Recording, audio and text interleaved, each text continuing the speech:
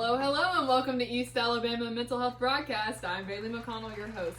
Today we have Ms. Catherine Pugh with us. She is our supervisor here over the CHINS program at East Alabama Mental Health. How are you doing today, Ms. Catherine? I'm doing well. Good, good. We're just going to get started, and let's let the audience know, what do you do here as a supervisor for the CHINS program? So CHINS stands for Child in Need of Supervision, and it's a court-ordered program for kids aged 12 to 18.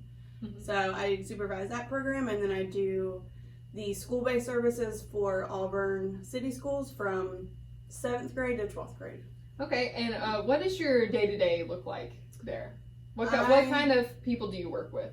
So I work with, the CHINS program is kids who have been court-ordered into therapy, either for truancy, usually truancy, or ungovernable behavior. So like they're fighting at home, they're fighting at school, they're just considered ungovernable or uncontrollable. Mm-hmm. So it's therapy for those kids? Yeah, so we do therapy, and they also have case management, so we link them to resources in the community, like if they need substance abuse treatment, or even if they're needing like food for their family. Sometimes kids are truant because they want to go work because they feel like there's things at home that are needed and they can help financially. Yeah.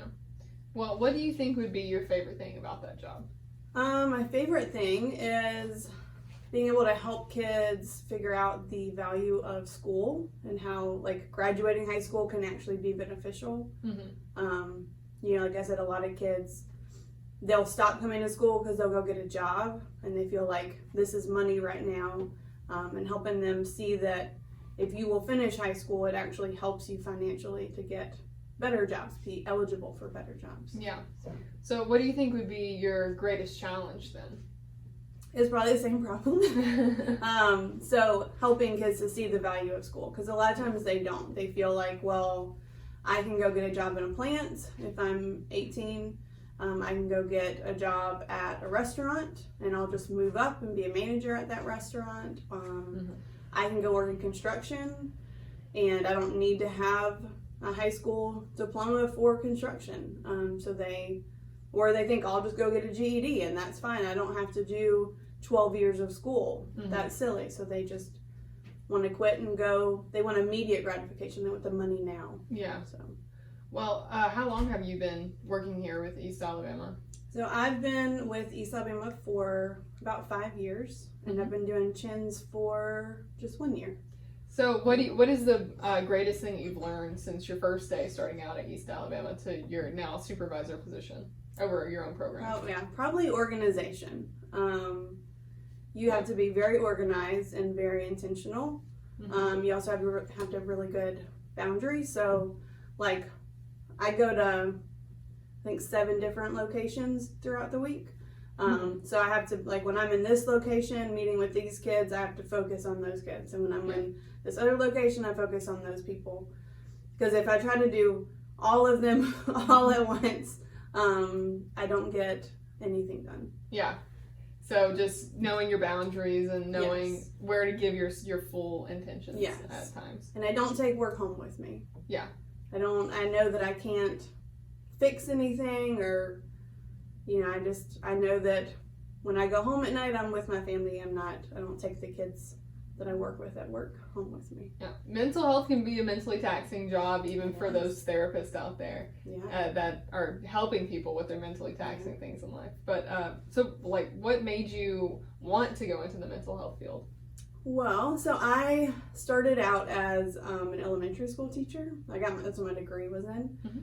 And then I realized that there was going to be like 30 kids in your classroom and decided that's not what I wanted. I wanted to work more individually. Mm-hmm. So I went back to grad school and got my degree in clinical mental health. And then I kind of have the best of both worlds because I do school-based. I go into the schools and I see the kids, but I don't work for the schools and I don't have a classroom full of kids. I just do one-on-one. Mm-hmm. So you've always been passionate about helping kids. Yeah. I've always wanted to work with kids. That's great. Kids, Well, you're in the perfect place for that, it seems. Yeah. Well, it's that time in our segment where we do our common fact or a common misconception.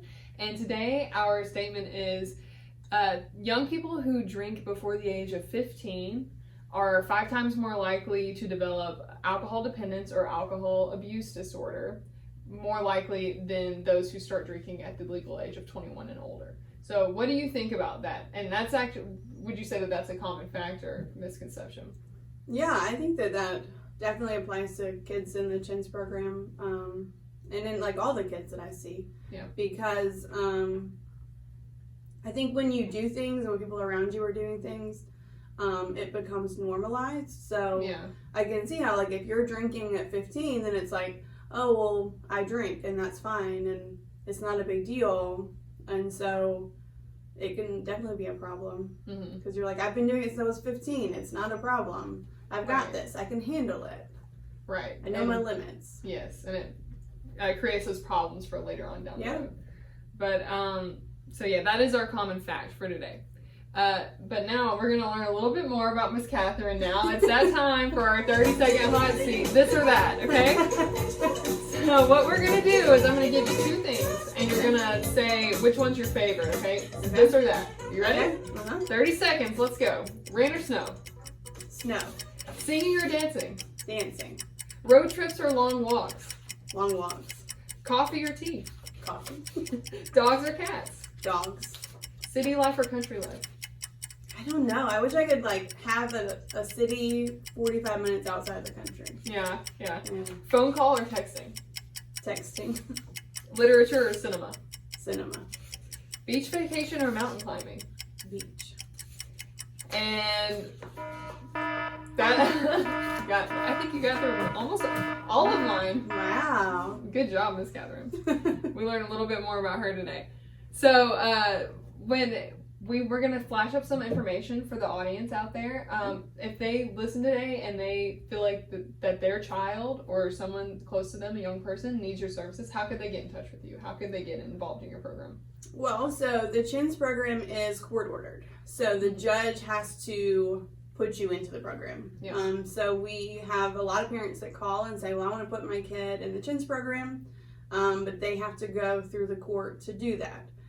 But you don't have to be in the CHINS program to get therapy. So you can call the number here. It's 334-742-2112 and just get set up with therapy services. Yeah.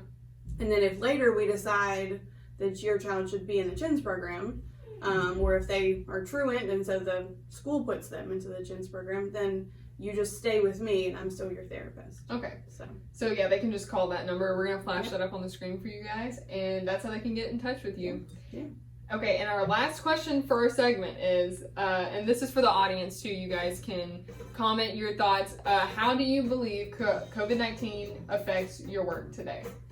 Well, so since most of the kids are court ordered into the program, they're not necessarily here by choice, and so it's a whole lot easier to avoid my phone calls and my video calls when I can't come to your school and just pull you out of class and I can't just show up at your house. Yeah. So I have a lot of kids who are not participating right now. Yeah.